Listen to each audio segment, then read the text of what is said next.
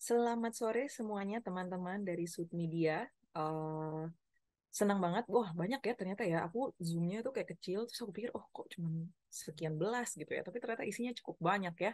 Ada 105 orang. So, hopefully hari ini bisa jadi satu sharing untuk teman-teman, untuk bisa membantu teman-teman lebih fit dan happy, untuk bisa menjalani hari-hari teman-teman gitu ya. Aku jujur waktu pertama kali dikasih tahu Sud Media gitu ya, aku coba cari tahu Sud Media itu apa dan aku dikasih tahu ternyata banyak apa pekerjanya atau employee-nya itu umurnya masih relatif muda gitu ya. Terus kerjanya benar-benar work from anywhere. So it's very interesting karena aku sama Coach Yuli juga kerjanya work from anywhere gitu ya. Kecuali kalau sampai ada onsite klienku datang ke rumah gitu. Tetapi pada dasarnya semua pekerjaanku itu semuanya online. So high five on that ya. Kita sama-sama kerja from anywhere dan itu akan ada plus minusnya gitu. Jadi nanti kita akan bahas sama-sama. Oke? Okay? So, sekali lagi selamat siang semuanya, memang hopefully semuanya lagi fit dan happy. Kita kenalan dulu ya teman-teman ya sebelum kita mulai. Sebentar, aku tuh pengen lihat mukanya yang galeri. Nah, ini oke. Oke. Sip. Terima kasih yang sudah on cam. Kalau misalnya memang teman-teman lain memungkinkan untuk on cam, boleh banget ya. Ini walaupun Galih nih, Mas Galih nih, walaupun lagi di luar angkasa pun dia on cam gitu ya. Jadi aku appreciate banget. Terima kasih ya Mas Galih ya. Untuk teman-teman yang mungkin tidak lagi di luar angkasa gitu, boleh banget untuk tetap on cam sehingga kita bisa lebih interaktif gitu ya, karena bisa lihat muka teman-teman. Oke, kita kenalan dulu. So, jadi aku Coach Ila, aku fitness trainer, certified fitness trainer. Aku juga certified sport nutrition advisor. Lalu aku juga pre-postnatal. Kalau teman-teman nggak tahu pre-postnatal, itu adalah pelatih untuk ibu hamil dan pasca melahirkan gitu. Dan kami berdua tersertifikasi dari Asosiasi Pelatih Kebugaran Indonesia, dan aku di situ juga merupakan seorang edukator dan mentor. I'm a mom of one. Aku punya anak satu, baru lahir 7 bulan yang lalu, jadi masih ada lah ya, masih ada dan sedang tidur ya bayiku.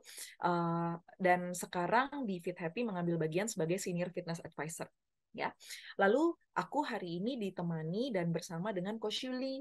Coach Yuli ini merupakan sarjana psikologi, dia merupakan certified fitness trainer dan juga certified sport nutrition advisor. Gitu. Ini sama-sama tersertifikasi dari APKI, dan Coach Yuli ini merupakan lead of personal trainer di Fit Happy. Ya, Coach Yuli ini merupakan seorang powerlifter. Teman-teman pada tahu powerlifter nggak? Powerlifter. Ini ngangkatnya berat banget nih Coach Yuli nih. Mukanya manis-manis imut-imut gitu ya kalau ngangkat. Hati-hati ya teman-teman ya. Ya, jadi kalau misalnya yang penasaran apa sih powerlifting gitu ya, nah itu bisa visit Instagramnya Coach Yuli gitu ya. Jadi untuk melihat bahwa oh ternyata perempuan itu walaupun manis-manis, imut-imut, cute-cute gitu ya, tapi ternyata masih bisa ngangkat berat dan tidak terlihat quote and quote maskulin yang gimana gitu ya. So teman-teman, hopefully sekali lagi hari ini sharingnya bisa berguna untuk teman-teman dan semoga kita bisa interaktif ya teman-teman, karena ini sharing. Jadi hopefully teman-teman bisa enjoy dan teman-teman bisa tektokan juga sama kita. If you have any questions, please untuk bisa taruh di chat box atau immediately raise your hand juga nggak masalah ya. Oke, aku boleh minta jempolnya, boleh mulai, kita mulai ya teman-teman ya. Aman? Yang on cam aku boleh minta jempolnya atau minta oke-nya? Oke? Oke, sip. Thank you so much. Oke, kita mulai ya. Nah, sebenarnya kenapa sih, apa sih hubungan antara mobility dan being remote? Apa sih gitu ya? Nah, remote workers ini tuh profil yang unik. Kita sadar bahwa ini tuh mulainya pada saat pandemi kebanyakan ya. Aku sih sebelum pandemi jarang banget ketemu company yang kasih mereka work from anywhere gitu, itu agak jarang gitu ya. Nah, ini tuh profil yang unik sekali lagi karena aku dan Coach Yuli pun juga merasakan sebagai remote workers. So, sebenarnya kita share a common thing nih antara teman-teman dan aku juga Coach Yuli. Coach Yuli ini domisilinya di Lampung, betul ya? Coach Yuli di Lampung, betul ya? Kalau aku di Tangerang, ya. Tetapi Fit Happy sendiri headquarters-nya ada di Jakarta, terus tempat kita tersertifikasi pun adanya di Jakarta, gitu. Jadi semua latihan kalau aku sebagai fitness trainer itu online. 90% of my client itu online gitu. Jadi aku pun seorang remote workers, dan jangan dikira sebagai fitness trainer ketika ngelatih akunya ikutan gerak gitu ya, set set set set, set. Nggak selalu seperti itu gitu. Untuk klien-klienku yang sudah mengerti gerakannya seperti apa, itu most of the time aku hanya duduk. Most of the time aku hanya mengoreksi mereka secara verbal. Jarang sekali kalau sudah mulai 3-4 kali latihan itu aku akan ikut bergerak, sangat jarang gitu ya. Nah, aduh maaf ya ada background, sorry ya. Ada yang bocor nih. Nah, jadi remote workers itu sebenarnya unik karena ada dua perspektif yang kita bisa pikirkan. Yang pertama, kita tuh punya freedom untuk bisa nyambi-nyambi. Betul ya? Kita punya freedom untuk bisa nyambi-nyambi. Nyambi kerja sambil olahraga dulu bisa. Mau nyambi kerja sambil masak pun bisa. Kadang aku sambil ngerjain hal lain ya, di luar pelatih dan juga di luar Fit Happy, itu aku ngerjain, aku kadang sambil cuci piring juga bisa. Sambil masak juga bisa. Jadi bisa nyambi-nyambi gitu ya. Bahkan kalau misalnya sampai ada jeda pun, aku bisa tidur siang. Betul ya teman-teman ya? Ada nggak teman-teman di sini yang kalau lagi jeda bisa tidur siang, bisa snooze sebentar gitu ya? Itu bisa. Nah, seperti yang aku alamin, justru kalau aku malah jadi kebablasan kerja. Kalau aku sebagai remote workers, aku nggak tahu kalau teman-teman ya. Aku nggak tahu kalau Coach Yuli, tapi kalau aku ke tendensinya malah jadi kebablasan kerja terus. Gitu. Nah, di sisi yang lain pun, aku malah menemukan beberapa temanku yang nyambi-nyambi itu malah jadi neglecting work, malah jadi kerjaannya nggak selesai gitu. Cuman aku cukup yakin kebanyakan daripada kita di usia produktif, kebanyakan daripada kita malah bablas kerjanya. Jadi kita bawaannya mau kerja terus, bahkan di luar jam kerja pun kita bawaannya mau ngecek kerjaan gitu. Aku boleh tahu nggak, teman-teman pada kayak gitu nggak? Ada yang ngerasa malah work from anywhere ini bikin teman-teman kebablasan kerja? Boleh raise hand nggak? Kalau misalnya ngerasa kayak gitu. Kadang ngerasa kebablasan kerja nih, Coach. Kadang ingetnya kerjaan terus, bahkan di luar jam kerja, kepikirannya kerjaan terus nih. Ada nggak? Atau kalau nggak ada sih, ada. Oh, ada nih Mas Andika, Mas Bima. Oke, siapa lagi? Ada lagi nggak yang malah jadi kebablasan kerja?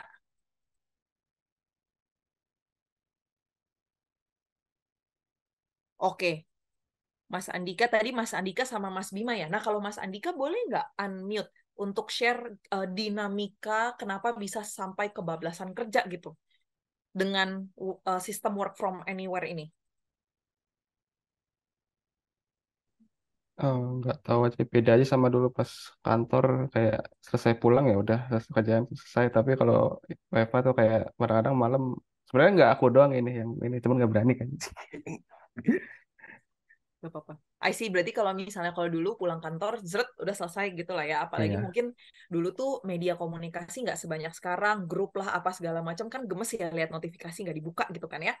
Jadi, thank you for sharing. Jadi, bener tuh kalau misalnya yang WFO itu biasanya kayak pulang lebih bisa cut down kali ya jamnya atau time-nya untuk bisa oke, I'm done with work gitu ya. Sementara yang work from anywhere ngerasa kantornya itu di rumah, jadinya bawaannya pengen kerja terus. And that's my experience gitu ya. So thanks for participating on that. Jadi kita coba kupas ya teman-teman ya. Kenapa sih, apa sih hubungannya remote working dan being mobile? Ya, apa sih mobility dan being remote? Kenapa sih teman-teman sebagai orang-orang yang work from anywhere yang terkesan mobile malah kadang mobility-nya jadi kurang gitu ya. Coba boleh next slide. Oke. Nah, ketika kita consume with work, ya, ketika kita terkonsumsi sama kerjaan dan bawaannya mikirin kerjaan, duduk di depan laptop untuk bisa ngecekin, atau even kayak just this, being on our phone gitu ya, terus-menerus, kita coba kupas jangka pendek dan jangka panjang yang mungkin terjadi gitu ya. Kalau nggak rutin bergerak, sebenarnya apa sih yang bisa terjadi sama tubuh? Oke? Nah, jangka pendeknya, ya, jangka pendeknya yang sangat mungkin terjadi pertama pegal-pegal dan kesemutan. Ya, teman-teman boleh taruh di chat box apabila teman-teman merasakan hal-hal ini, gitu ya. Oh, di sini nggak bisa aninomus ya, nggak enak ya kalau misalnya bilang aku sering pegal, kesemutan gitu ya. Tapi teman-teman mungkin bisa relate by your own, reflect on your own. Di sini jadi sering pegal dan lebih gampang kesemutan. Nggak semua daripada teman-teman itu mungkin duduk di kursi. beberapa dari teman-teman mungkin harus lesehan gitu ya. Terus atau mungkin kadang-kadang sambil tiduran, atau mungkin kadang-kadang sambil nyender tapi di lantai misalnya atau di tembok gitu ya. Jadi lebih gampang pegal dan kesemutan gitu ya. Itu yang pertama secara jangka pendek dulu nih, apa yang bisa terjadi sama tubuh. Yang kedua, jadi mudah pusing dan peredaran darah jadi nggak lancar ya, karena ketika kita ada di posisi statis terlalu lama, otomatis blood flow-nya nggak mungkin secepat apabila kita bergerak. Itu by nature memang seperti itu, gitu ya. Yang ketiga, nyeri otot dan sendi. Nah, ini biasanya terjadi spasm atau kekakuan karena posisi yang berada di posisi statis yang terlalu lama. Gitu. Nah, ini jangka pendeknya nih teman-teman, ya. Dan mungkin beberapa teman-teman daripada di Sud Media sudah mulai merasakan sesekali, sekali dua kali, atau mungkin kadang seminggu sekali, atau mungkin yang cases cukup ekstrim harus sampai ke misalnya ke fisioterapis atau misalnya sampai harus ke dokter gitu ya, karena pusingnya kadang-kadang awalnya mulai dari back bisa naik sampai ke atas sampai ke leher gitu ya. Pertamanya cuma kretak kretak kretak kretak, tapi kok lama-lama tegang di sini dan sampai akhirnya pusing gitu. Nah, eh kalau sampai iya, sekali lagi seringkali ini tuh terjadi karena terlalu lama ada di posisi statis dan tidak diintervensi dengan pergerakan. Jadi bukan berarti kita harus selalu ekstrim olahraga 1, 2, zumba gitu tiba-tiba di tengah kerjaan gitu, enggak. Ya, tetapi ketika berada di posisi statis seperti kita sekarang, terlalu lama, dan nggak ada intervensinya, nggak bergerak, mungkin misalnya ke toilet atau just walk for another 10 minutes gitu ya, itu yang bikin kondisi jangka pendek ini sangat mungkin dirasakan. Alhasil, jadi kaku karena ada limitasi pergerakan-pergerakan di sendi-sendi teman-teman.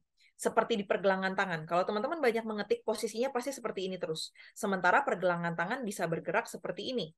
Ya, ini bakal bisa naik ke elbow, kita posisinya begini terus, padahal sebenarnya kita bisa seperti ini. Gitu.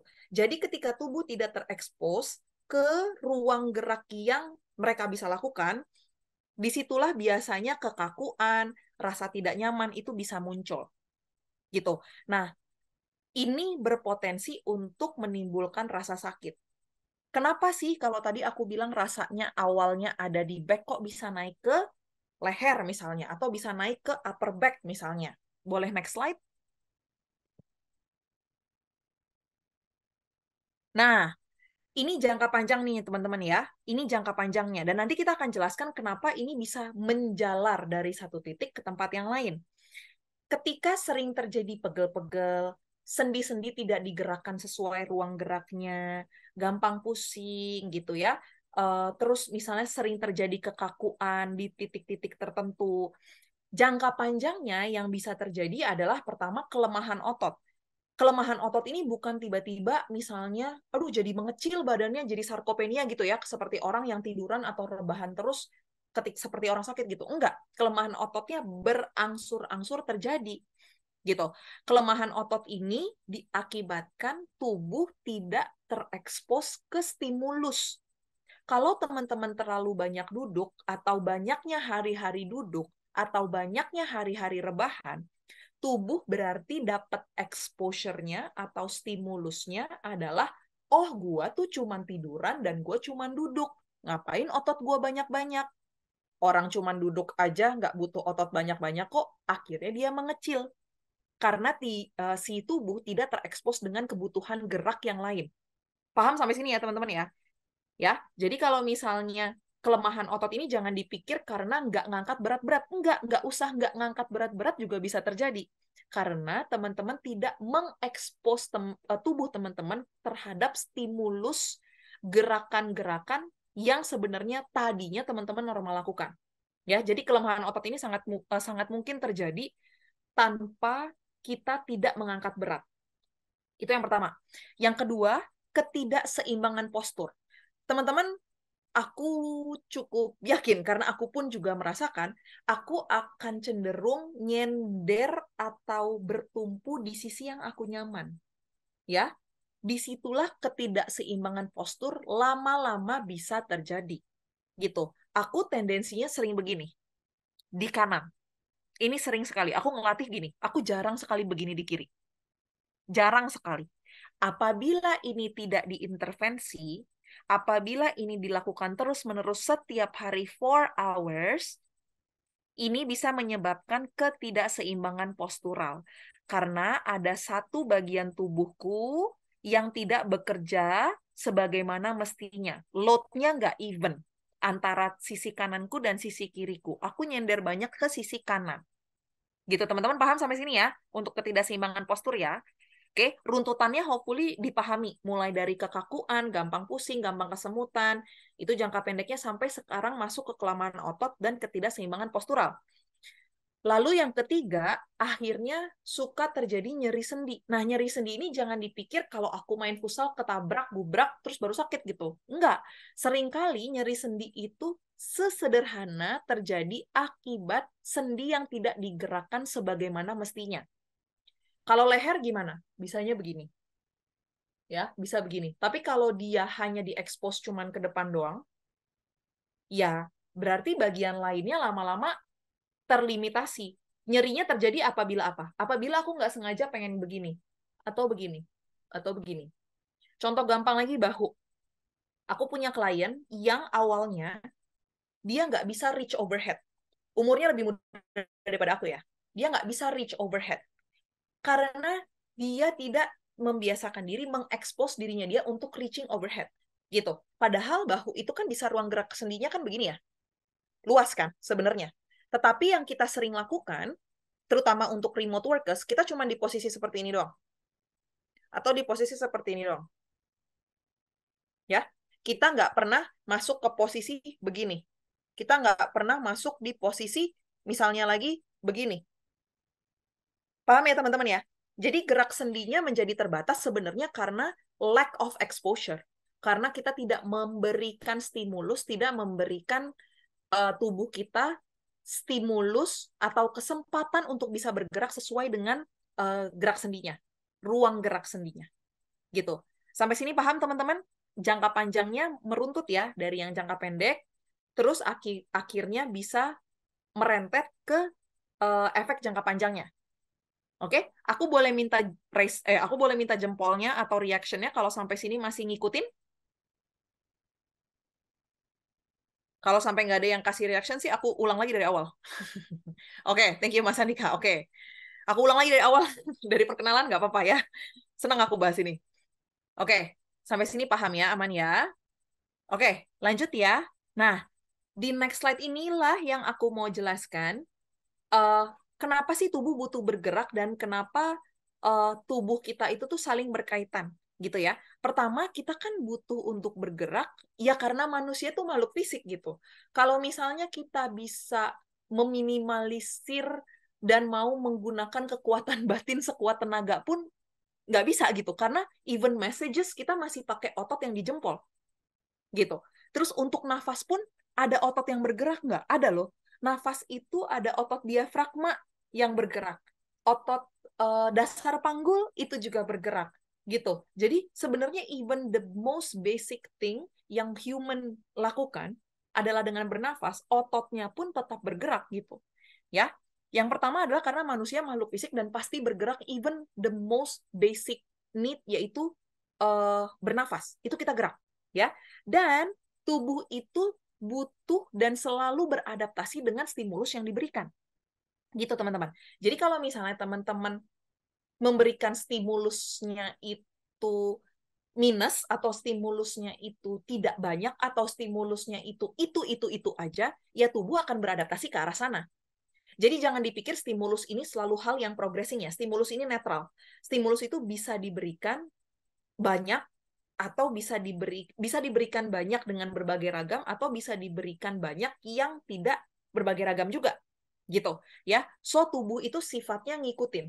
Dia akan beradaptasi dengan exposure yang diberikan. Oke? Lanjut. Nah, studi kasus nih teman-teman ya. Studi kasus ya. Kenapa sih tubuh butuh bergerak? Ya, karena apabila kita jarang bergerak dan menggerakkan sendi-sendi sesuai ruang sendinya, sekali lagi mereka akan beradaptasi dengan stimulus yang ada. Oke, contoh praktisnya nih teman-teman. Si bapak ini kan mau turun tangga gitu ya, aduh sakit gitu. Ya, Apabila lutut kita kebanyakan cuman ditekuk 90 derajat karena banyak duduk, hanya naik tangga. Nah, ketika kita ketemu kebutuhan jongkok atau aktivitas di mana lutut melebihi jempol kaki, misalnya turun tangga, disitulah kita jadi mudah nyeri karena tidak dibiasakan. Paham nggak teman-teman sampai sini? Jadi awalnya kita cuma sering duduk, ya nggak ada tangga lagi di rumah ya kan, santai aja, santai-santai gitu ya. Nah, once kita ketemu exposure yang menantang tubuh kita untuk bisa lebih advance, di situ biasanya nyerinya muncul. Ya, contoh lain, apabila bahu kita terlimitasi dan hanya bergerak saat lengan di bawah seperti mengetik, misalnya jalan gitu ya, jalan juga nggak pernah reaching ke atas, padahal sebenarnya bisa. Akhirnya saat kita expose sendinya kepada range of motion-nya, sendinya jadi nggak nyaman dan berpotensi terlimitasi. Karena sendinya taunya, oh, gue tuh nggak ada kebutuhan reaching ke atas. Gitu. Ya, so kalau mau fungsi sendi-sendi kita terus optimal, ada dua hal yang bisa dilakukan. Out of anything, teman-teman boleh catat ini. Yang pertama, digerakkan sesuai ruang geraknya secara reguler. Harus secara reguler. Ya, karena kalau misalnya teman-teman tidak melakukannya secara reguler, nggak dianggap stimulus, itu cuma fenomena doang. Ya, tubuh nggak merasa itu something that it needs to adapt to. Ya, harus digerakkan sesuai ruang gerak sendinya secara reguler. Nanti di akhir Coach Yuli akan memperagakan dan teman-teman akan ikut melakukan, ini nggak bakal keringetan ya, sambil duduk juga bisa.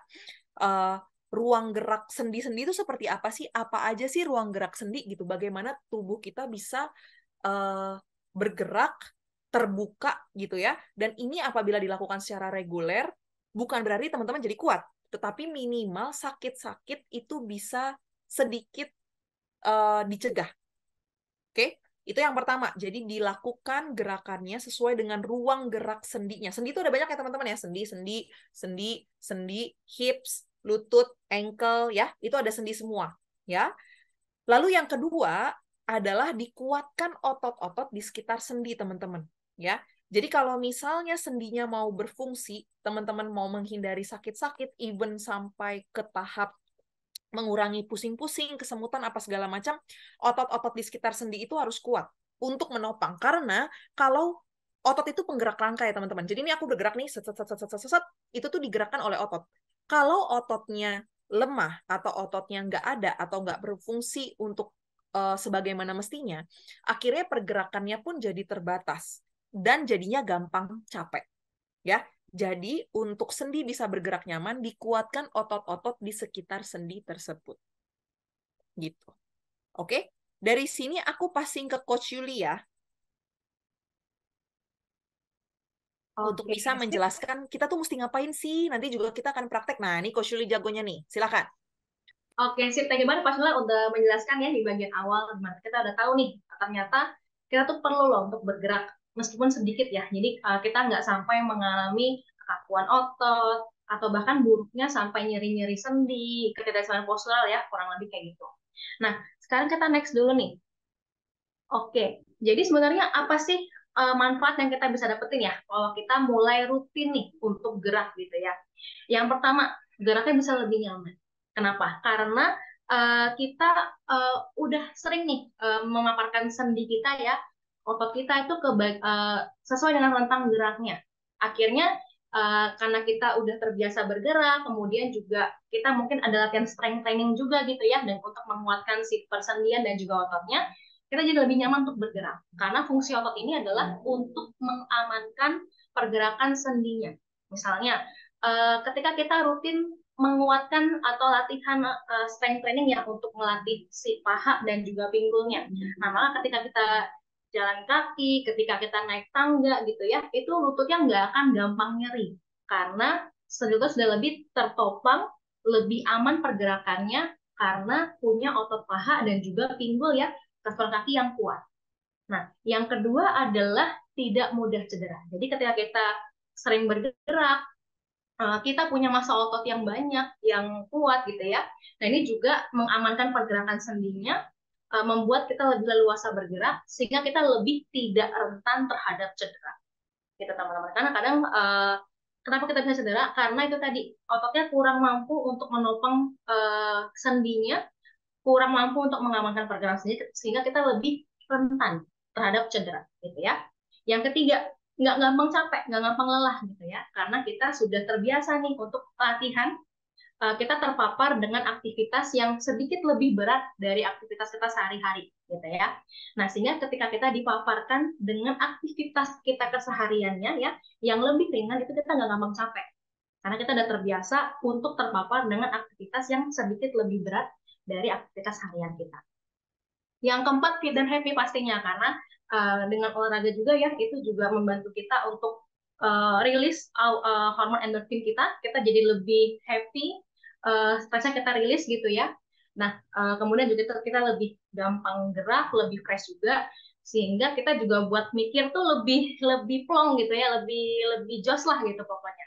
Dan yang kelima, lebih aja saat aktivitas itu tadi, karena sendinya tertopang dengan baik, lebih teramankan pergerakannya, sehingga kita lebih leluasa untuk bergerak, kita lebih bisa enjoy nih sama aktivitas yang kita lakukan. Gitu ya. Jadi ada banyak banget manfaat yang kita bisa peroleh. Mungkin apa namanya, gerakan-gerakannya sepele, tapi bisa membawa manfaat yang begitu besar ya. Nggak cuma fisikal, tapi bahkan mentally kita juga, gitu teman-teman. Nah, kemudian yang berikutnya juga, di sini apa sih beberapa tips yang teman-teman bisa lakuin ya, mulai dari sekarang nih, supaya remote ini lebih nyaman nih. Yang pertama, ketika kita duduk gitu ya, mungkin teman-teman bisa kakinya ditapakkan di lantai, sehingga nggak gampang pegel nih si telapak kakinya. Karena kalau kita gantung, atau mungkin kita duduknya bersila gitu ya, kita agak duduk cewek lah gitu ya. Nah, ini banyak lebih gampang pegel, karena kakinya tergantung gitu ya.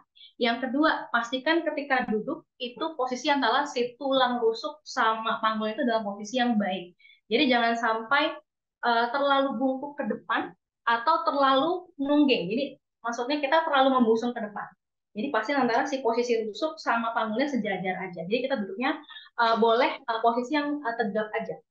Gitu. Jangan terlalu membungkuk, jangan dibiasain, atau jangan terlalu ekstensi, jangan terlalu membusung ya. Yang ketiga, kita juga bisa bergerak secara berkala. Misalnya nih, boleh nih dipasangin timer ya, misalnya 15 menit sekali. Oh, tiap 15 menit boleh nih gerak-gerak dikit, atau mungkin tiap 20 menit misalnya. Jadi otot-ototnya nggak sampai kaku, dan juga bisa ngelancarin peredaran darahnya, blood flow-nya, supaya kita bisa nggak sampai ya ngalamin yang kayak kok punggungnya sakit ya, atau kok kayak bahunya pegel ya, nggak enak ya, kurang lebih seperti itu teman-teman. Nah, kemudian yang berikutnya, nah kurang lebih seperti itu teman-teman. Apakah dari teman-teman, apakah ada yang ingin sharing atau mungkin bertanya nih terkait topik kita hari ini, ada yang didiskusikan, dipersilakan ya. Nah, sekarang kita mau gerak-gerak dikit nih teman-teman ya. Nah, kita udah tahu teorinya, sekarang kita butuh untuk tahu praktek geraknya. Nah, teman-teman nggak perlu khawatir, karena ini kita ngelakuinnya bakal menggunakan sesi, jadi nggak teman-teman waktu sambil masih duduk gitu ya di depan laptop pun tetap bisa ngelakuinnya, tinggal mungkin mundurin sedikit kursinya gitu ya. Oke, nah di sini kita akan coba melakukan gerakan-gerakan ini ya, gerakan-gerakan yang fungsinya untuk melatih mobilitas atau kelenturan si sendinya. Nah di sini kita akan mulai dengan gerakan-gerakan dinamis dari atas ya, dari leher nanti ke bahu, pergelangan tangan, kemudian juga sendi pinggulnya, area pinggang, lutut gitu ya, bahkan sampai ankle, pergelangan kaki, kurang lebih seperti itu. Nah, yang pertama teman-teman bisa coba adalah kita bisa nge-rotate atau rotasi si lehernya pelan-pelan aja. Boleh dari sisi kiri ya, dibawa ke bawah, terus ke kanan. Boleh juga dari kanan, kemudian dibawa lagi ke bawah, ke kiri seperti ini, atau boleh juga kita explore semua rentang geraknya. Jadi itu kan kurang lebih 90 derajat ya, 180 derajat lah kita rotasi lehernya. Jadi kita bawa pelan-pelan dari kiri, kita bawa ke bawah, ke kanan, muter lagi. Nah itu boleh bergantian gitu teman-teman ya. Jadi dari kiri, sekarang mulai dari kanan, kita rotasi lehernya pelan-pelan, pelan-pelan aja, nggak usah terburu-buru gitu ya. Benar-benar rasain pelan-pelan aja, dan juga ada rasa yang lebih nyaman ketika kita gerakin si leher gitu ya. Nah itu kurang lebih teman bisa coba sebanyak 1x8 sampai 2x8 hitungan aja. Nah yang kedua nih, sekarang kita mau ke sendi bahu. Nah bahu ini adalah sendi kita yang paling mobile, paling lentur. Jadi dia bisa menjangkau banyak pergerakan, gitu. Ke atas, ke depan, ke bawah gitu ya, ke samping, mendekat, menjauh gitu ya. Nah, di sini simpulnya teman-teman boleh taruh lengannya, tempel tangannya di atas bahu teman-teman, boleh putar ke belakang, boleh putar ke depan. Mungkin aku coba tunjukin angle samping ya. Kalau angle sampingnya kurang lebih seperti ini, kita bawa putar ke belakang, kemudian bawa lagi ke depan. Nah, ini kadang mungkin ada yang bunyi-bunyi gitu ya, tapi kalau misalkan nggak sakit, it's okay. Pokoknya kalau ada bunyi-bunyi dan sakit itu yang baru yang kita perlu periksa. Tapi kalau sekadar bunyi-bunyi saja, itu normal sih. Gitu. Kurang lebih seperti itu. Kemudian kita juga bisa nih ngelakuin gerakan-gerakan kayak kita ngebuka buku. Jadi tangannya boleh di depan dada seperti ini.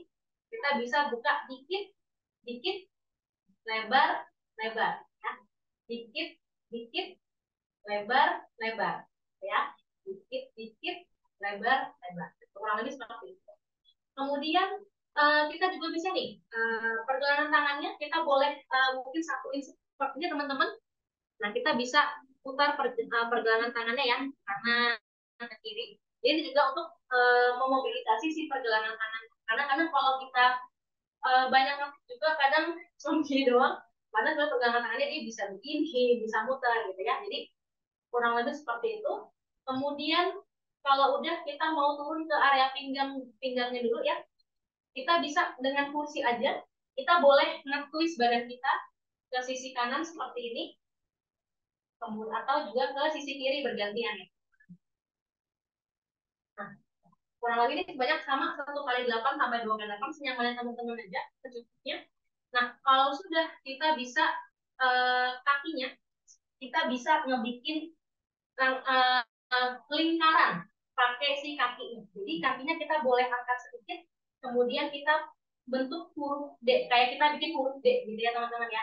Nah, ini untuk lebih memobilisasi area pinggulnya juga, meskipun sambil duduk gitu ya.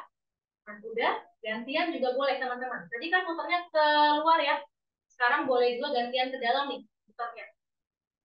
Nanti boleh juga bergantian untuk kaki yang satunya, jangan lupa putar kita rotate keluar, kemudian boleh kita gantian rotate ke dalam ya, kurang lebih kayak gitu.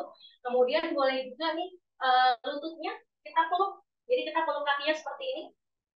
Nah, ini juga bisa nih untuk kita sedikit-sedikit stretching ya, supaya badannya nggak kaku. Nah, kalau sudah kita bisa juga nih pergelangan kakinya gitu ya, kita bisa muter si ankle kakinya. Jadi ini untuk lebih memobilisasi si ankle kakinya. Ya, boleh ke arah luar, boleh juga ke arah dalam seperti ini. Jadi bergantian. Jadi eksplor semua tentang gerak si sendi ankle kakinya juga. Sama kaki yang kiri juga kita rotate ke keluar, kemudian kita juga rotate ke dalam. Ya. Sama semua gerakannya 1 kali 8 sampai 2 kali 8 senyaman dan secukupnya aja. Kemudian ini juga bisa nih kita sambil jinjit gitu ya. Jadi meskipun kita duduk juga kita bisa jinjit. Jadi jinjit turun, jinjit turun. Ini akan lumayan mengurangi kekakuan yang mungkin kita rasakan di area betis ya, kalau kita kebanyakan duduk. Jadi kita bisa jinjit turun, lalu sambil duduk jinjit, jinjitin kakinya turun.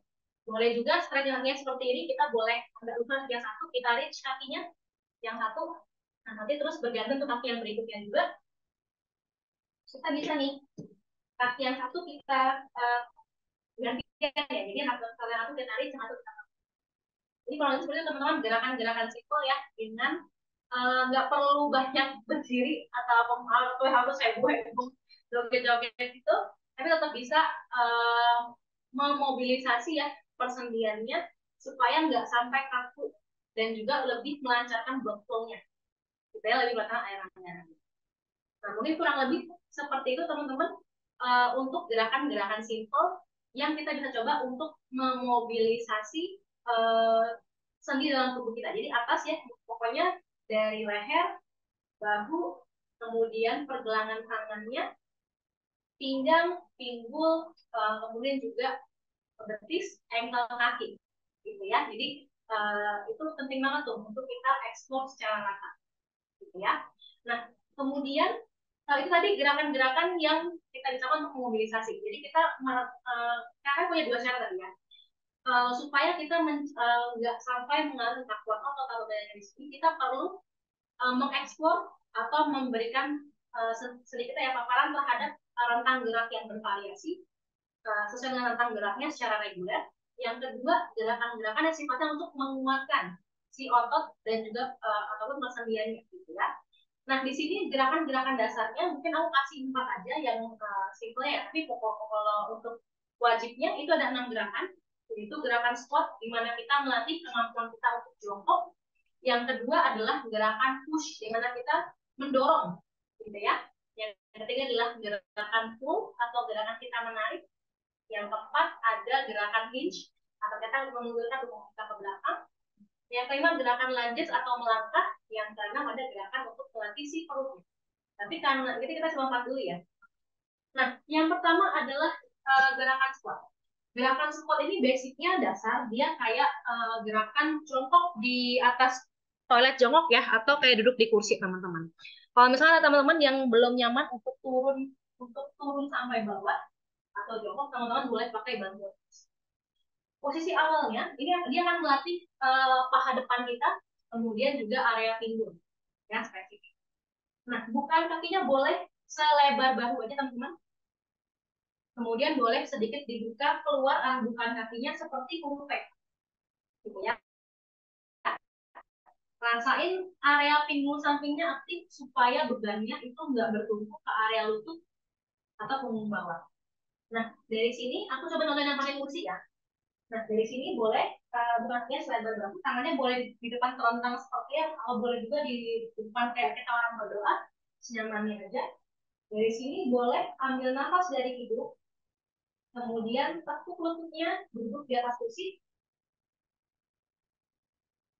kemudian dorong lantainya sambil buang nafas dari mulut.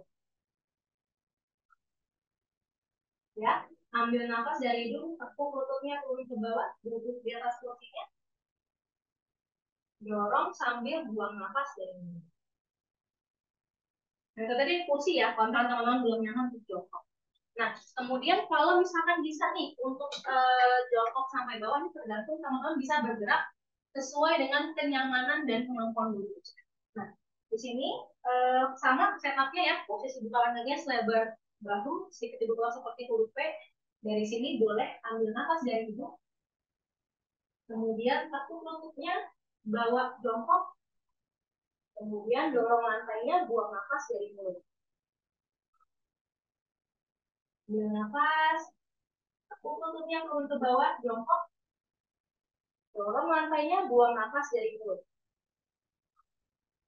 Itu gerakan squat yang simple teman-teman, bisa dilakuin di rumah dimanapun. Dia fokus untuk melatih keseluruhan kaki, tapi spesifiknya lebih ke bagian paha depan dan juga si area pinggul.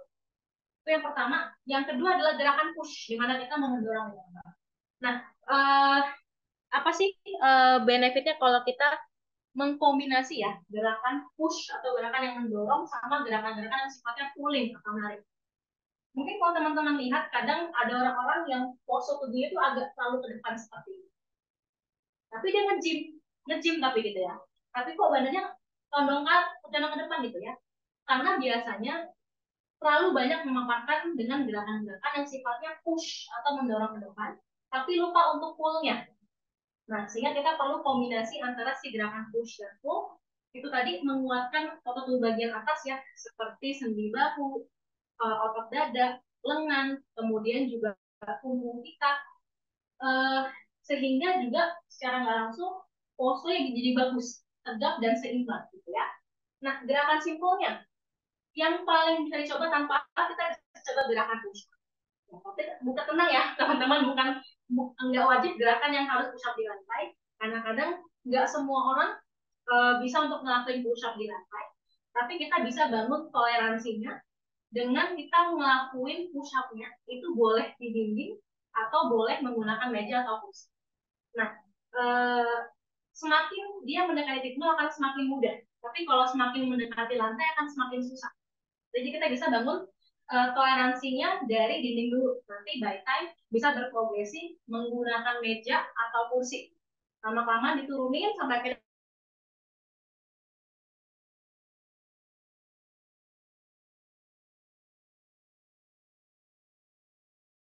bisa lebih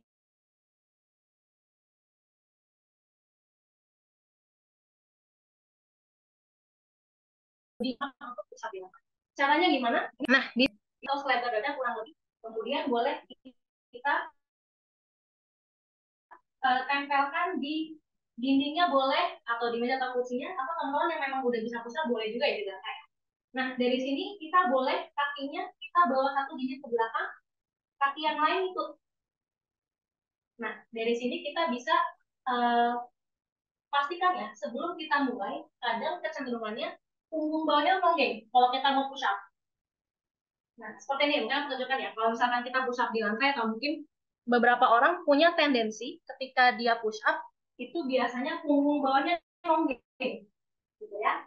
Nah, seperti ini teman-teman. Harusnya kan kita mau di posisi netral seperti ini, tapi kita nonggeng seperti ini.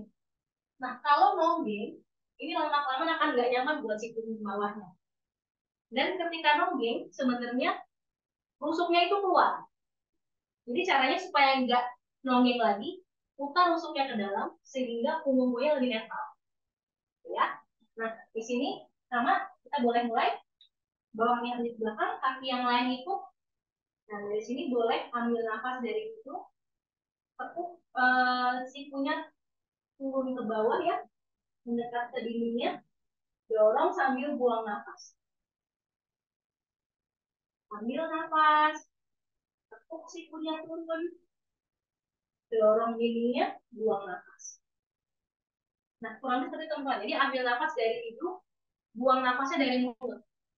Ya. Nah, itu tadi gerakan-gerakan push. Kemudian yang ketiga, kita mau coba gerakan yang fokusnya adalah untuk menarik ya teman-teman ya.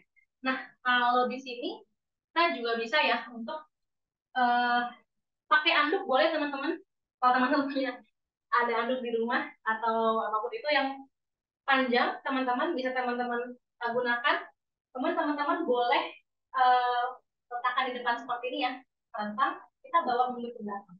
Ini akan melatih gerakan pull-nya, gerakan menariknya. Dimana kalau kita melakukan gerakan-gerakan yang menarik, ini akan melatih punggung dan juga bahu belakang.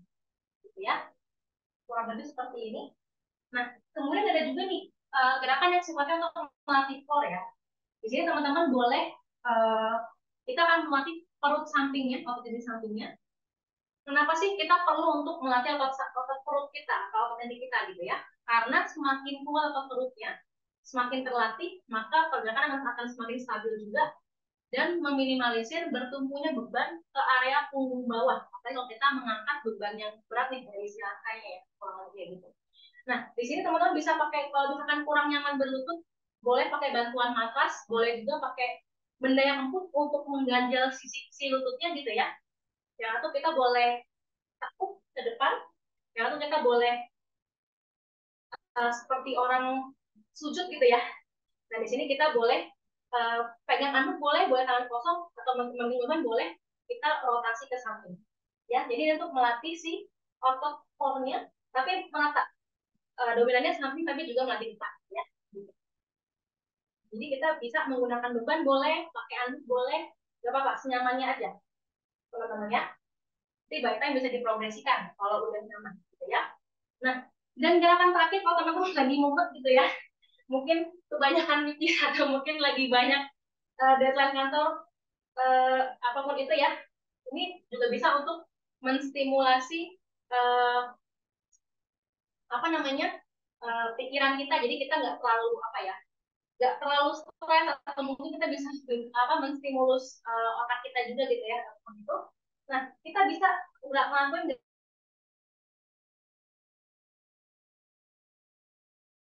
gerakan beer crawl.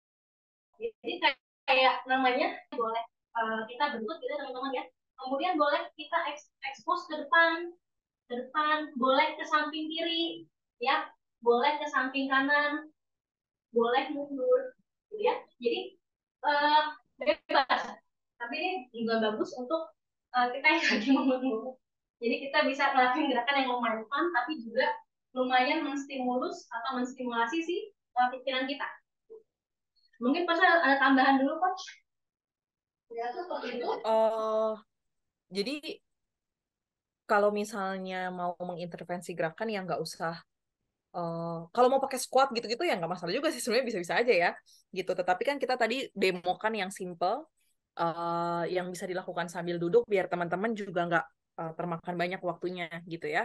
Cuman kalau misalnya teman-teman bisa mendedikasikan beberapa kali dalam seminggu gitu untuk melakukan gerakan-gerakan yang Coach Yuli jelaskan, terutama di bagian akhir, itu pasti akan sangat membantu dan mengurangi ketidaknyamanan teman-teman di dalam keseharian teman-teman sih, gitu. So, aku harap dari sharing dan praktek sedikit yang tadi Coach Yuli boleh demokan, teman-teman bisa terinspirasi dan lebih terbuka gitu pemahamannya bahwa ternyata pergerakan ini berkontribusi bukan hanya untuk kayak quote and quote, oh jadi kuat berotot secara looks gitu. Enggak sih, tetapi ternyata terhadap kenyamanan keseharian kita aja tuh ngaruh banget gitu. Jadi you don't have to do too much, tetapi hal-hal simple dengan memaksimalkan ruang gerak sendi aja udah sangat akan membantu.